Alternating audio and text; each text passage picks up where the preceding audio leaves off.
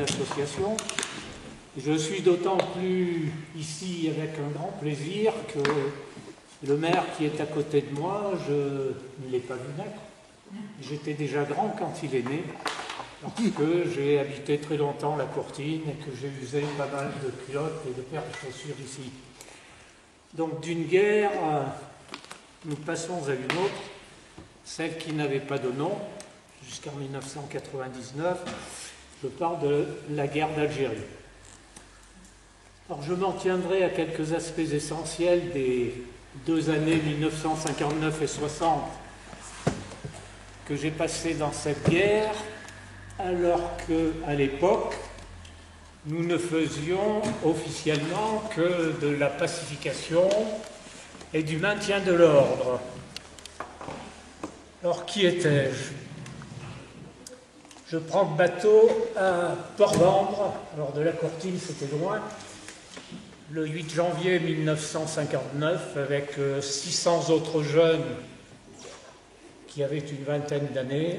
Alors quand je dis le bateau, ce sont les cales, parce que c'est tout ce qu'on nous offrait pour faire la traversée, des cales obscures, nauséabondes, plus ou moins étouffantes. Alors j'avais moi par contre 24 ans à cette époque-là, et j'enseignais déjà depuis quelques années dans un collège rural de la Sarthe. J'étais déjà syndicaliste, adhérent à un syndicat très autonome à l'époque, qui a disparu pratiquement, la Fédération d'éducation nationale, et j'étais membre du mouvement de la paix depuis 2 ans.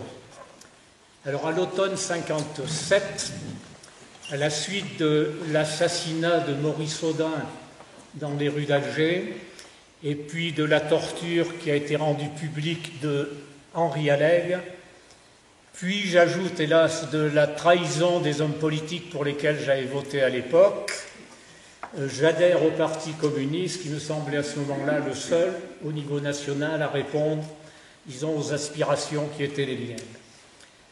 Alors trahison, je n'épilogue pas, ce fut celle de Guy Mollet, que dont beaucoup d'entre vous ont lu les propos et les paroles de l'époque, qui, contrairement à son engagement du 2 janvier 1956, Guy Mollet, pour qui j'avais voté, et j'étais rentré de la Courtine dans la Sarthe exprès pour voter, Guy Mollet fait rappeler les jeunes qui venaient d'être libérés 2 mois plus tôt, et dans le même texte décide que désormais tous les appelés seront envoyés en Algérie pour maintenir l'ordre.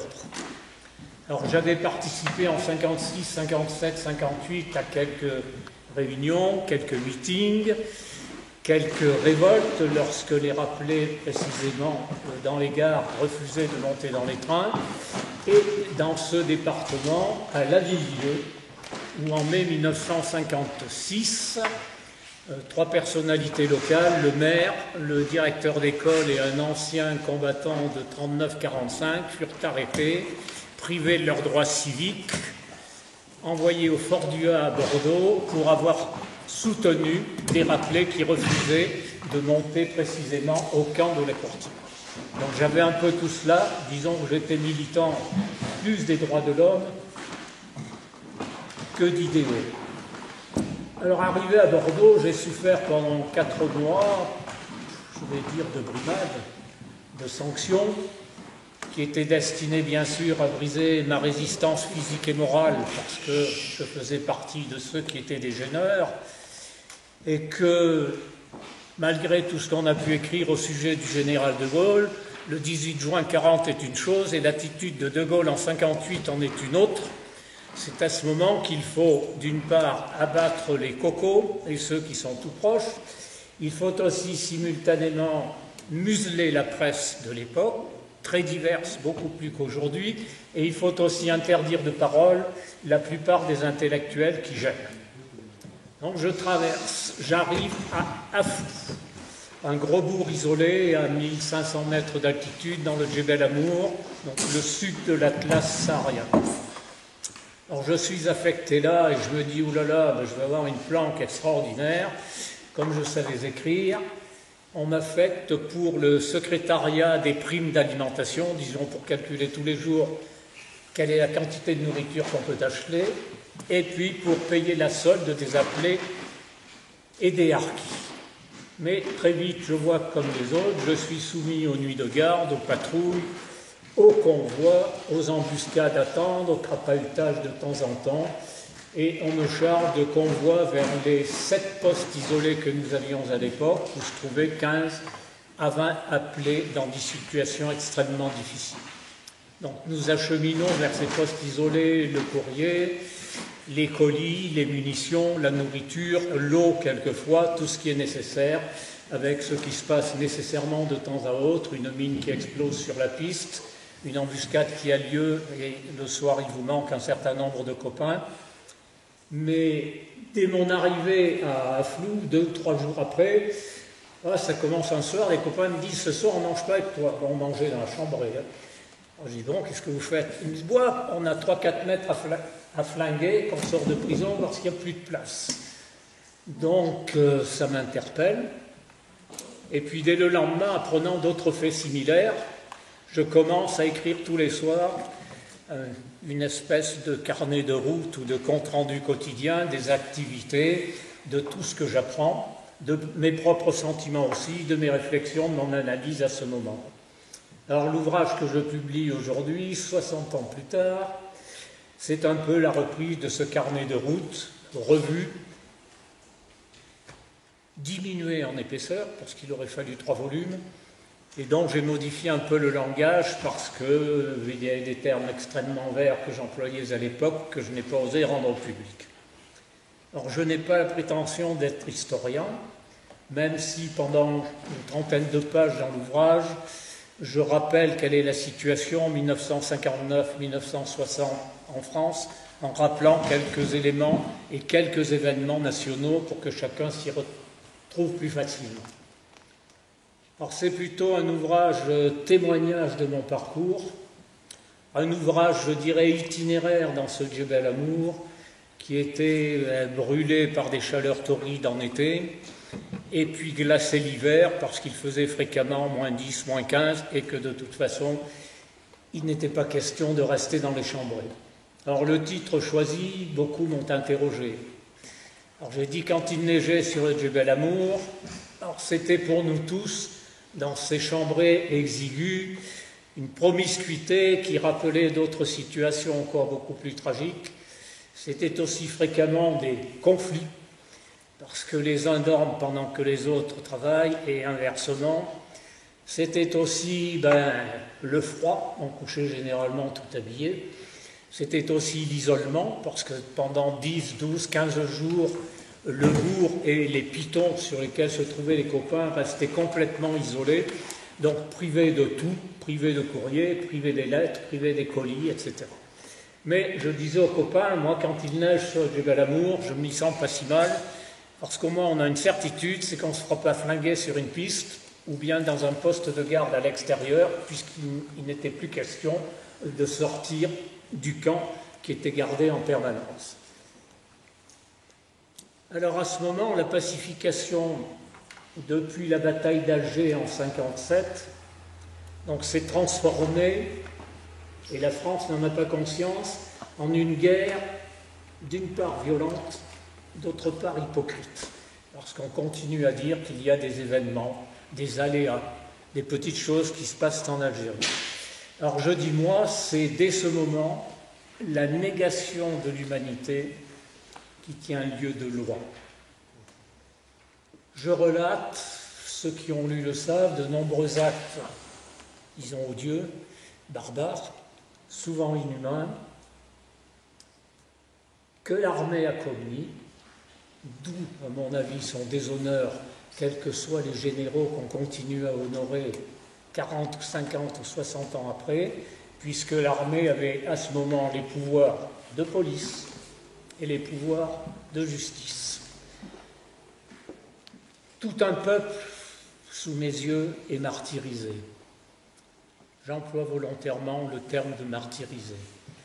Alors j'évoque, entre autres, les corvées de bois qui sont à une fréquence que je n'ai pas marquée, c'était presque tous les jours, donc où l'on décide que 2, 3, 4 prisonniers sont extraits du camp et reçoivent quelques rafales de pistolets mitrailleurs à 2 ou 3 kilomètres, puis on les jette sous des buissons. Au chacal à finir. J'évoque ce que j'ai vu quelques jours après être arrivé, l'enfouissement de prisonniers vivants, poussés dans une fosse commune et recouverts par le bulldozer tel quel. Je relate un certain nombre de combats. J'ai participé à certains, à d'autres non. Et ce qui s'y passait. Un prisonnier un jour est là debout, les poignets serrés avec des fils de fer, donc on tord de plus en plus fort pour qu'il crie aussi de plus en plus fort. Et 2 sous-officiers décident de faire un concours de tir au pistolet. Allez, on se met à 10 mètres, il est debout, tu vises l'œil gauche et moi l'œil droit. Et si l'un des deux n'atteint pas l'objectif, c'est lui qui paiera le champagne ce soir. Quelques jours plus tard, on ramène 6 rebelles tués, déchiquetés, et le colonel ne trouve rien de mieux que de les faire exposer devant le seul lieu public qui restait, une sous-préfecture,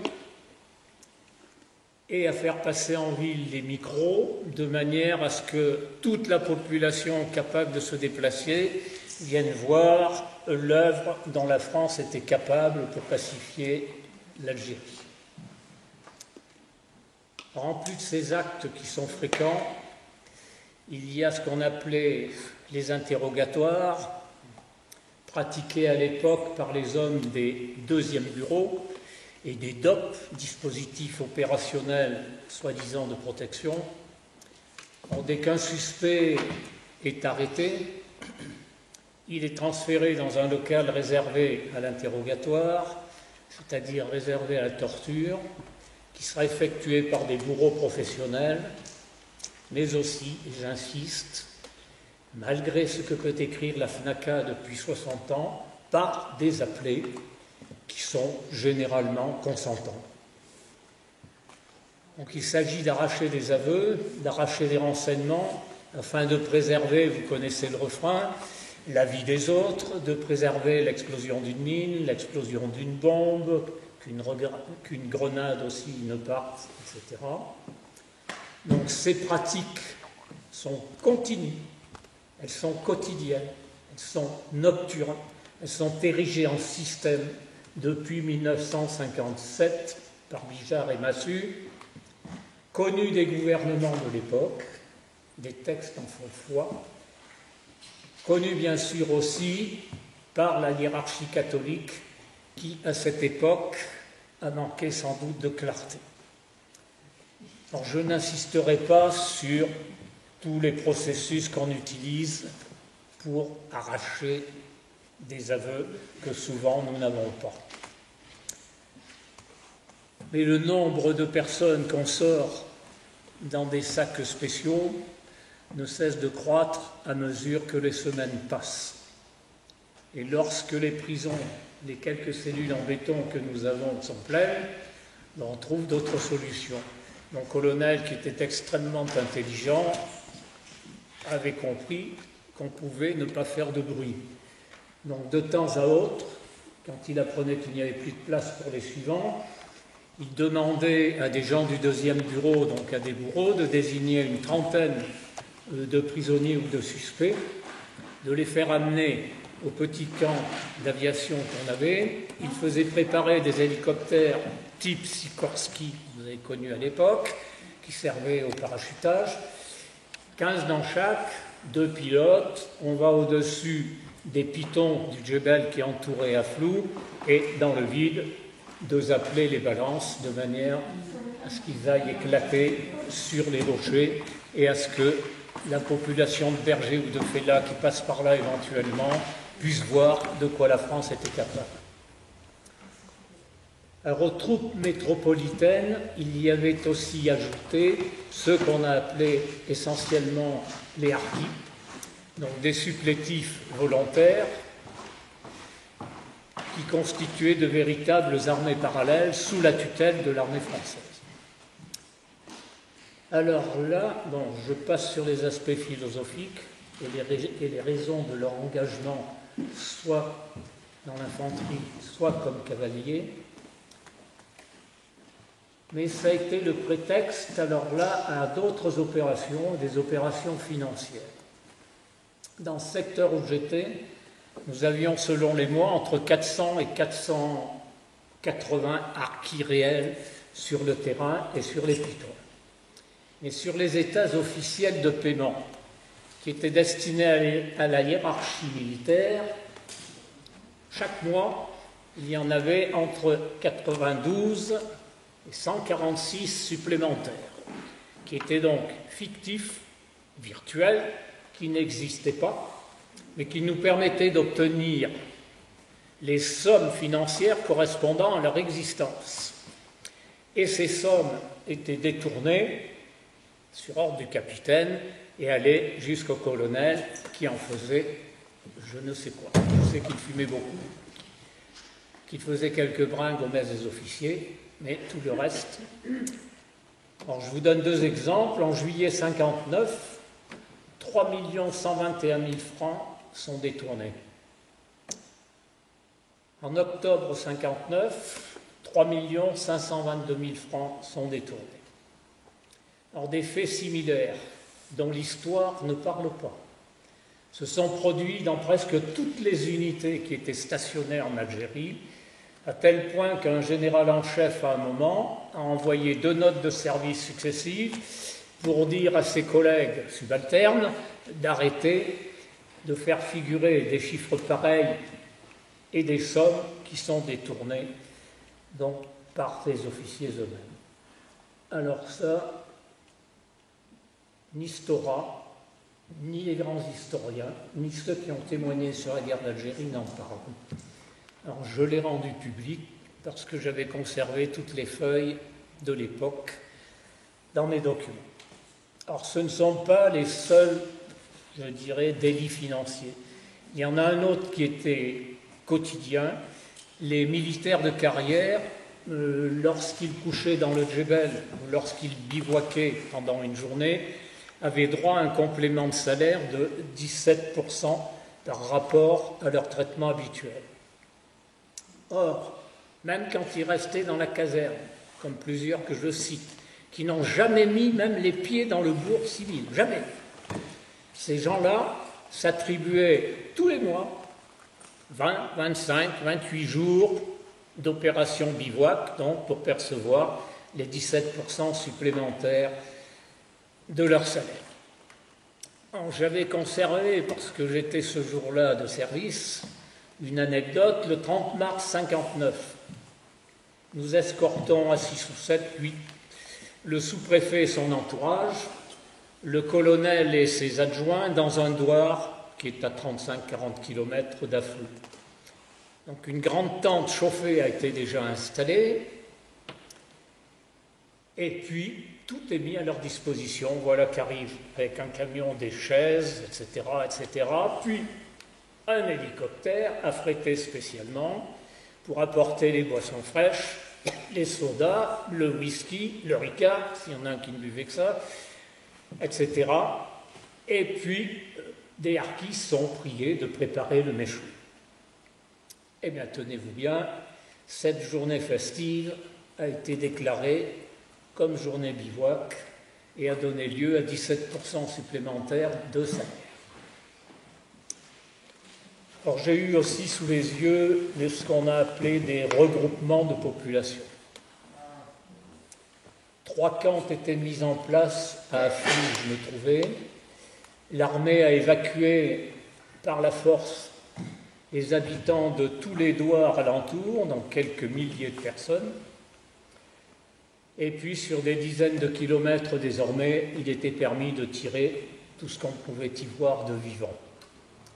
Donc les familles ont été identifiées, recensées, portaient un numéro, après quoi elles installaient leur tente dans l'endroit qui leur était assigné et dans la colonne, dans la rangée qu'on avait prévue pour des centaines et des centaines de raïmas, pour ceux qui connaissent, des tentes faites avec du poil de chameau. Donc des milliers de félins, de bergers, de nomades ont été arrachés à leur vie, à leur terre, pour être là, mis, je dirais, dans les parkings préalables à la mort. Donc ces gens qui étaient habitués au mouvement, à parcourir des distances immenses avec des troupeaux de chèvres, de moutons, de dromadaires pour les plus riches, se retrouvent là, circonscrits. Donc ces camps de regroupement, qu'on a baptisés ainsi et présentés à l'époque comme ça à la population française, sont en fait de véritables camps de concentration. Donc sur un sol qui est dénudé, brûlé en été, transformé en bourbier en hiver, vous trouvez côte à côte les hommes, les femmes, les enfants, les vieillards, les ânes, les poules quand il en reste, les bourricots. Peu à peu, ça devient des concentrations de misère, des concentrations de gens qui souffrent de tout, d'abcès, de trachome, de cloques purulentes, dont on ne s'occupe qu'exceptionnellement s'il doit y avoir une visite d'officiers supérieurs. Alors, tout est là, les récipients, les outres, le bois mort, entassés auprès des tentes. Alors, on a installé autour, bien sûr, des réseaux de barbelés, de manière à ce qu'ils ne puissent pas sortir. On a installé aussi des fortins de surveillance, et puis des appelés pour contrôler les mouvements. Alors, insuffisance de nourriture, je n'insiste pas. Latrines en rangée le long des barbelés, mais à l'intérieur, qu'ils ne sortent pas. L'eau distribuée une fois par jour, si jamais vous la faites tomber, vous attendez le lendemain. Donc ça a suscité chez moi un certain nombre de souvenirs que vous avez tous en tête, en particulier ceux des camps nazis. C'est l'horreur. C'est là-dedans la déshumanisation. La mortalité infantile est très élevée. En juillet 60, les Dodge que nous avons ne suffisent pas pour emporter tous les jours ceux qui sont morts de déshydratation quand il fait 40 ou 45 degrés, ceux qui sont morts d'infections intestinales et ceux qui ne peuvent plus supporter les odeurs pestilentielles qu'il y a à l'intérieur de ces camps. Alors on me dit un détail, vous savez qui en a parlé. Un détail, sur 8 millions d'Algériens à l'époque, un peu plus de 2 millions ont connu ça. Donc soit 1 sur 4. Alors en réalité, on nous répétait, et beaucoup d'appelés le croyaient, qu'on allait leur procurer ici une vie meilleure que celle qu'ils avaient dans le Djebel ou dans le désert, et on savait bien, j'ai compris tout de suite qu'il s'agissait pour l'armée d'isoler la LN, de la priver de ressources, de relais, de nourriture, d'indicateurs, et qu'au-delà de ça, la morale n'y était plus. Alors, quelques mots sur la vie dans nos camps, parce que beaucoup s'imaginaient, à l'époque, j'en ai connu ici, je pense à la famille Rougier, je pense à d'autres, que nous étions sous les palmiers dans les oasis, ou bien que ceux qui se trouvaient à Oran, à Alger ou à Constantine se baignaient tous les jours et pouvaient se promener. Alors, pour beaucoup, les camps n'ont été que des baraques, c'était le meilleur des cas, et pour beaucoup d'autres, il n'y avait même pas de baraques, il n'y avait que les tentes américaines qui avaient été ramenées d'Indochine et qui nous étaient donc proposées pour coucher à 8, à 10, à 12, etc. Donc je le disais tout à l'heure, c'était une promiscuité très très difficile à supporter, des entassements de caisses parce qu'on n'avait absolument rien, des restes de nourriture, on avait quelques tables en métal,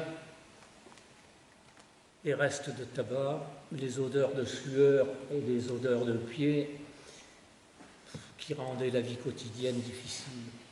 Donc, je le disais aussi, les rotations étaient telles entre les postes isolés, les tours de garde, les embuscades, etc., les contrôles des barbelés 3 ou 4 fois par nuit, que 3 ou 4 dormaient, 7 ou 8 étaient dehors, et l'inverse après, donc ceux qui venaient dormir réveillaient ceux qui dormaient, et vous voyez un peu ce que ça peut entraîner au niveau des relations collectives lorsqu'on est 40 à 50 dans un dortoir. Alors les jours de repos se faisaient la différence. La plupart de mes copains appelés restaient couchés. Donc d'une part pour récupérer, parce que souvent il y avait eu 3 ou 4 jours successifs à 20, 30, 40 km dans le Djebel, donc il fallait à tout prix refaire quelques forces. Il y a aussi tous ceux qui sombraient dans une espèce d'amertume ou de décrépitude et qui ne voulaient même plus ouvrir les yeux et qui essayaient de survivre en se réfugiant dans les souvenirs, les photos qu'ils avaient pu emporter ou les quelques images qui étaient collées contre les parois des dortoirs, et puis il y a ceux qui rêvaient et qui ne voulaient même plus parler. Mais nous étions sur 600 dans ces postes, une dizaine peut-être à sortir dans le bourg. Tous les autres restaient au camp, par peur aussi, parce que c'est vrai qu'il y a tous les jours une action psychologique pour répéter qu'un poignard ne fait pas de bruit, etc., etc. Donc les semaines sont rythmées par tout ça, par les tâches de chacun, le crapahut, les opérations de combat, les embuscades, les ouvertures de route, les convois vers les pistes. Alors la vie, pour beaucoup, s'accroche aux lettres de la métropole et aux colis, parce que l'alimentation est ce qu'elle est à cette époque-là, donc des conserves et des choses qui nous sont souvent parachutées, comme les sardines au mois de juillet quand il fait 45, donc par des hélicos qui viennent survoler et nous balancent de la nourriture lorsqu'il n'y en a plus guère. Et puis il y a un épuisement physique très très fort chez la plupart des copains. Il y a au retour des opérations, après 3 ou 4 nuits dehors, passées sur les caillasses, les pieds qui brûlent. Il y a la torpeur des sens, parce que parfois on ne veut même plus regarder autour. Il y a le poids du vide, parce que beaucoup se disent que c'est loin la métropole, et qui d'entre nous y reviendra. Et s'installe peu à peu dans chaque baraque une espèce de chose que j'ai appelée une hébétude existentielle. C'est-à-dire que les copains qui ne sont pas suffisamment solides, et c'est le cas de tous ceux qui sont jeunes, les copains ne voient plus d'issue. Ils se disent, je raye un jour sur le calendrier, mais demain, après-demain, tantôt une chaleur énorme, tantôt un froid très très violent en hiver, et puis inévitablement, pour de temps à autre calmer les situations nerveuses et psychologiques, quelques beuveries fantastiques au foyer où chacun s'étourdit avec une caisse de bière et ce qu'il peut s'acheter lorsqu'il a un peu de monnaie. Alors l'hiver, bien sûr, on couche tout habillé, on garde les chemises, les pantalons, souvent les chaussettes, on ne pose que les chaussures et la veste parfois. Alors ma vie de soldat, elle s'est trouvée là-dedans. Mais le fait que j'avais 24 ans, quelques convictions, puis 26 ans quand je suis revenu, malgré l'enfer militaire, parce que l'action psy, c'était à longueur de journée, malgré les interdictions, je me suis dit que pour m'en sortir, il fallait que je noue absolument des relations avec les gens qui vivaient là à plein temps, donc avec la population civile. En ma fonction de secrétaire trésorier m'a facilité la tâche, parce que tous les 15 jours, les appelés percevaient 4,50 francs de solde, ce qui payait 3-4 bières à l'époque, et c'est moi qui étais chargé de les payer. Et nous recevions de rang des billets de 20 francs, 50 francs, 100 francs.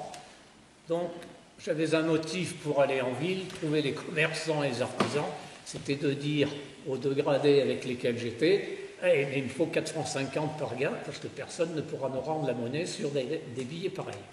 Donc j'avais l'autorisation tous les 10-12 jours de faire le tour de la ville pour faire de la monnaie. Alors cela m'a, je vais dire, beaucoup aidé, parce que ça m'a permis d'établir très vite des relations avec des gens qui étaient gargotiers, qui vendaient du thé, des artisans, des paysans, un chamelier, et de nombreux adolescents et enfants que j'évoque dans l'ouvrage. J'ai rencontré aussi, et très heureux, le maire de la commune de l'époque, des Israélites, et puis bien sûr beaucoup d'Arabes. en consommant soit une bière, soit une anisette, soit une brochette de foie d'agneau, comme ils en proposaient à certains coins de rue. Alors j'ai découvert deux choses. D'une part, l'hospitalité extrêmement forte de ces gens-là, et puis simultanément la misère, le dénuement, les gourbises en terre battue dans lesquelles ils couchaient à 6, 7 ou 8 par terre, alors que les quelques livres de géographie et les maîtres que j'avais eus en France m'avaient dit que nous avions fait là-bas beaucoup de choses au plan médical, au plan de l'éducation, au plan des transports. Alors j'ai découvert que certains, dans les postes isolés, n'avaient jamais vu un Européen de métropole. Jamais. Certains, très haut, à 1600, 1700 mètres, n'avaient jamais vu de paire de chaussures. Ils marchaient avec des espèces d'espadrilles qu'ils fabriquaient eux-mêmes à partir des peaux de chèvre ou des peaux de mouton, et puis quand elles étaient usées, ils en faisaient d'autres. La plupart portaient non pas des vêtements, mais des haillons rapiécés. Chaque morceau d'étoffe était récupéré pour être recousu sur un autre. Beaucoup, en particulier les femmes et les jeunes, avaient des vêtements de toutes les couleurs, et pour cause, tout était réutilisé. Or, c'est dans cet univers que j'ai réussi à créer, à la suite de longues discussions avec quelques appelés autour de moi, ce que j'appellerais un groupe de résistance ou un groupe d'opposition par rapport à la violence, à la barbarie qu'exigeaient de nous les officiers. Or, le partage d'abord des mots, puis peu à peu le partage d'un certain nombre d'idées, la solidarité qui sont nées, je crois, nous ont permis à quelques-uns d'échapper à l'abattement d'abord, et puis à la décrépitude ensuite, comme beaucoup l'ont connu. Or, j'ai eu des copains qui ont accepté d'aller beaucoup plus loin, qui, travaillant à l'état-major, qui avaient accès au courrier officiel qui venait des généraux, et qui, peu à peu, m'ont soit volé, j'emploie le mot, des documents officiels pour que je puisse vite les transcrire la nuit, soit même parfois m'en ont réécrit à la main sur les cahiers d'écoliers qu'on pouvait encore trouver là-bas, pour me dire, toi qui collectionnes tout, on va te les remettre, tu verras, il y a des choses nouvelles, etc. Donc, j'ai inclus quelques-uns de ces documents dans l'ouvrage. On m'avait promis que je serais en conflit rapidement avec l'armée. Pour le moment, l'armée a laissé la poussière sous le tapis avec les billets qu'elle a dû encaisser à l'époque. Alors, face aux contraintes et aux ordres qui venaient de l'encadrement, c'est vrai que j'ai dû lutter par rapport à moi-même d'abord, pour surmonter les écartèlements entre mes valeurs, mon éthique, et les actes qu'il aurait fallu parfois accomplir. Or, je n'ai pas toujours été courageux, et je ne sais pas si un seul appelé a été courageux. On parle beaucoup du courage au combat. Moi, j'ai surtout vu des copains qui cherchent à se mettre à plat ventre et qui, s'ils pouvaient, auraient fait comme moi, devenir une taupe pour ne plus rien voir. Alors, courage, je n'en ai pas toujours eu, et j'ai souvent évité des tâches que j'aurais refusé d'accomplir, et donc des conflits, parce que certains se précipitaient tout de suite pour accomplir ce que je ne voulais pas faire. Et d'autres l'ont fait. Bon. Comme je disais, il y a toujours des volontaires si l'on se trouve au bon endroit. Que vous dire de plus? J'ai tenté de garder les yeux ouverts pendant ces 2 années. Alors l'ouvrage, je dirais que mon meilleur ouvrage, mais à la façon de Voltaire, ce fut sans doute non pas ce que j'ai écrit, mais sans doute le fait d'amener à prendre conscience à un certain nombre de jeunes autour de moi du désir du peuple algérien à disposer à ce moment-là de son avenir, d'éviter souvent et de dénoncer les actes de barbarie, et puis fréquemment d'apaiser ce que j'appellerais les haines racistes qu'on faisait monter chez les appelés, en mettant bien sûr en évidence chaque acte noir qui était commis par quelqu'un de la LN ou du FLN. Alors mes chers amis, j'ai simplement tout fait dans cette tempête de violence aveugle, pour rester un homme debout, l'homme que j'étais avant et que j'ai tenté de rester après. Merci. Au revoir.